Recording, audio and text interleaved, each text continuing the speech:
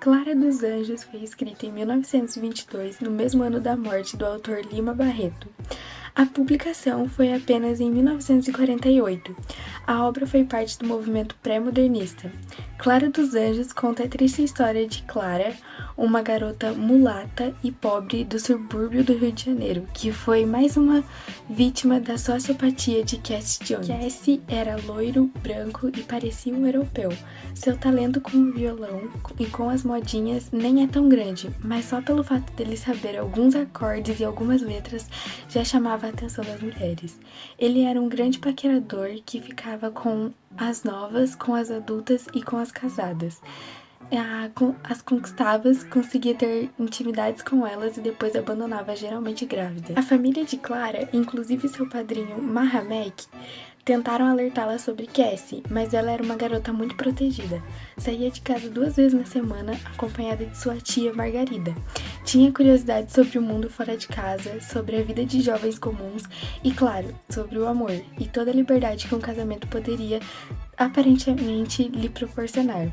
Tudo isso fez com que ela tivesse muito interesse em Cassie Jones. Sob o retrato do meio que se passa no subúrbio do Rio de Janeiro, assim como em O Cortiço, de Aloysio Azevedo, Lima Barreto acaba tornando o subúrbio como um personagem. Ele é a base cultural que rege aqueles moradores. É a representação do conjunto dos costumes dos personagens cariocas da época. O grupo social formava o subúrbio, e o subúrbio formava o grupo social. Sobre a cultura da poesia e da música popular, a cultura retratada na obra é a das modinhas, músicas tocadas no violão de um jeito autenticamente carioca. As pessoas se reuniam em festas e em praças para tocar. A cultura social era extremamente machista. As mulheres casadas e suas filhas ficavam em casa o dia todo, saíam poucas vezes na semana, estudavam em casa. Tais costumes eram passados de geração em geração, dando continuidade à personalidade do subúrbio. A moral da obra é que você deve escutar seus familiares, não prender os filhos em casa e não acreditar que as autoridades sempre farão justiça, pois alguns são mais favorecidos e outros são menos. Tudo dependerá de uma classe social. E agora vamos para as nossas entrevistas com o professor Will e o bibliotecário Simon. Estou aqui com o professor Will. Oi, tudo bom? Oi, tudo bem? A gente vai entrevistar ele sobre o livro A Clara dos Anjos. Então, o romance A Clara dos Anjos é uma denúncia áspera do preconceito racial e social, vivenciado por uma jovem mulher do subúrbio carioca. Em suas palavras, o que é racismo e preconceito para você? Olha, o racismo, é um tipo de preconceito que, na minha opinião, ele deveria ser banido da sociedade, sabe? É algo que eu tenho uma dificuldade muito grande de tolerar, quando vejo uma pessoa tendo um preconceito racial com relação à cor de outra pessoa. Eu acho que nós, como seres humanos, eu não vou falar como sociólogo, como físico, como estudante de qualquer ciência, eu vou falar como ser humano. Eu acho que nós somos feitos de mesma carne, nós somos iguais. A cor da nossa pele nos difere apenas num visual. Não deveria ser motivo de um preconceito. Eu me orgulho de conseguir ter o coração aberto para amar uma pele branca e uma pele preta ou negra, já que a palavra já pesa no preconceito e essas palavras preto, negro, elas estão inseridas no vocabulário da sociedade e facilmente são proferidas como ofensas a pessoas. Chega um ponto da gente imaginar como eu vou me direcionar a uma pessoa que tem a pele mais escura. Se eu chamá-la de moreninho, ela se ofende. Se eu chamá-la de preto, ela se ofende. Se eu chamá-la de negro, ela se ofende. Onde, na minha visão, não deveria existir ofensa, porque não deveria existir distinção. As pessoas se ofendem por ser chamadas de preto, negro ou moreninho, porque existe uma parcela da sociedade que discrimina essas pessoas pela cor da sua pele.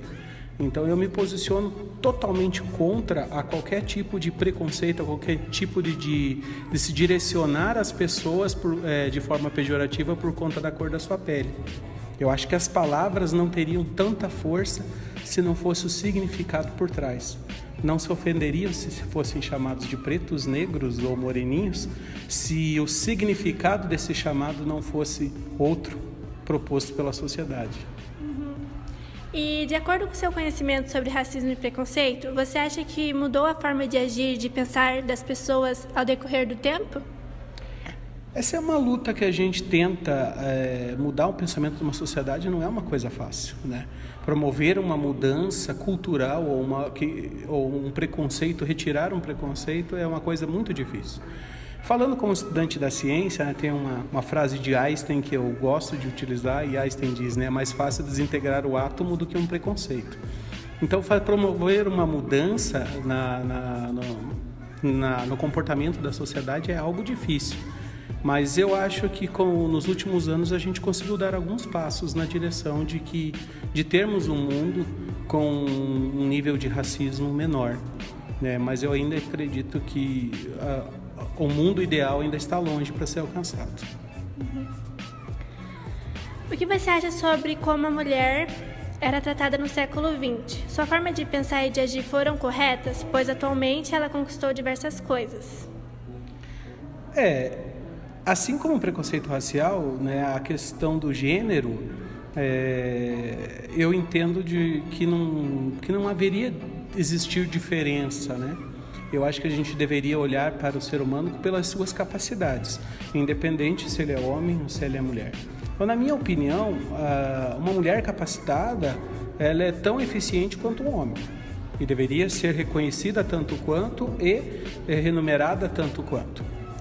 No século XX, essa situação era muito pior do que é hoje, né? Hoje as mulheres já conseguiram ganhar um espaço bem maior do que tinha no século XX. Ainda existe ramos da nossa sociedade que discriminam a mulher, que atribuem funções inferiores, que remuneram de forma diferente ou dão menos crédito, né, à pesquisa, ao trabalho da mulher. Assim como no racismo, ainda existe um longo caminho a ser percorrido, mas eu acredito que na questão da mulher o caminho é mais curto, né? Apesar de que ainda ser longo, é menor do que exterminar o racismo, é reconhecer que o ser humano do sexo feminino pode ser tão capaz quanto o do masculino. Olá, estou aqui com o Simon. Oi, Simon. Oi, tudo bem? Então, vamos falar sobre o livro A Clara dos Anjos. O romance A Clara dos Anjos é uma denúncia áspera do preconceito racial e social, vivenciado por uma jovem mulher do subúrbio carioca. Em suas palavras, o que é racismo e preconceito para você? Para mim é uma coisa muito complexa a se dizer, né? Mas o racismo em si, o nome já diz tudo. É quando você julga que há raças na espécie humana, isso é uma ideia do século passado. Você julga que a humanidade existem raças e há uma subdivisão de raças e uma melhor que a outra. Isso é o preconceito. Você dizer que a sua raça, mesmo que não exista o conceito de raça, na minha opinião, mas o racismo é isso. Você dizer que uma raça é inferior à tua. Isso gerou vários problemas no século passado e anteriormente também. Então o racismo para mim é só a pessoa acredita que é de uma raça, mas a humanidade não tem raça. Não somos iguais cachorros, eu acho que tem diferença de raça. A gente é ser humano do mesmo jeito. É só o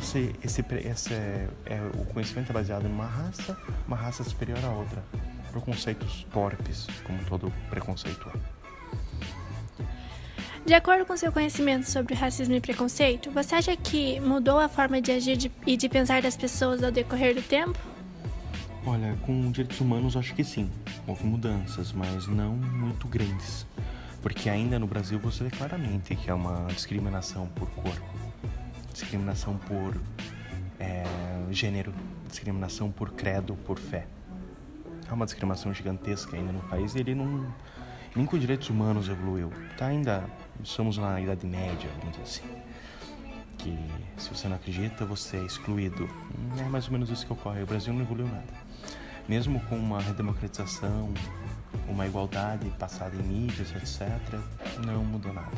Falta muita leitura ainda nesse país para tentar sair dessa carroça andando para trás que a gente está hoje em dia. O que você acha sobre como a mulher era tratada no século XX e sua forma de pensar e agir foram corretas? Pois atualmente ela conquistou diversas coisas. Sim,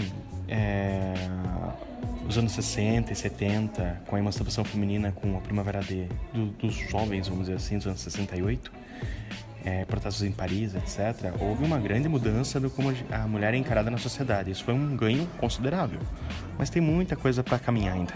A sociedade é muito difícil, é muito complexa.